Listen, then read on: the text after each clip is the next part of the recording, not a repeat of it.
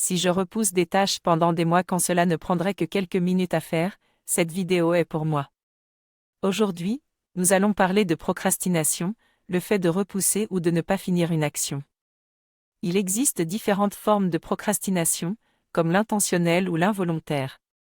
Les chercheurs ont étudié la procrastination et ont trouvé une équation qui prédit si nous allons procrastiner ou pas. Les 4 facteurs qui conduisent à la procrastination sont la valence émotionnelle de la tâche, l'utilité perçue de la tâche, la latence entre les efforts liés à la tâche et la récompense, et la tolérance à l'effort et à la tentation. La personnalité joue également un rôle important dans la procrastination, comme la faible estime de soi qui réduit les chances d'initier une action.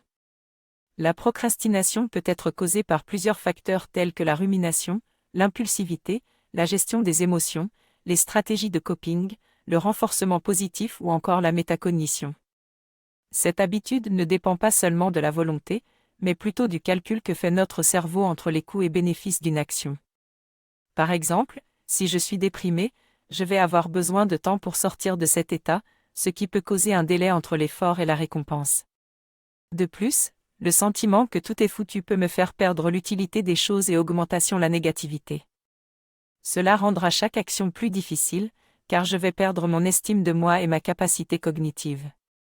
Pour sortir de la procrastination, j'ai besoin d'accepter mes problèmes et de me concentrer sur de petits objectifs pour relancer ma motivation. La thérapie pour lutter contre la procrastination consiste à trouver des activités qui sont importantes pour moi, mais aussi à équilibrer avec des activités de plaisir pour retrouver des sensations positives. Le travail du psychologue ne se limite pas seulement à me faire parler, mais surtout à comprendre ce qui ne marche pas chez moi. La volonté n'est pas importante, l'essentiel est de comprendre les messages que mon cerveau envoie lorsque je ne fais rien. Si je veux en savoir plus sur la procrastination, il y a plusieurs références disponibles dans la description ainsi que des livres en français pour m'aider à modifier les petits facteurs qui jouent sur la procrastination.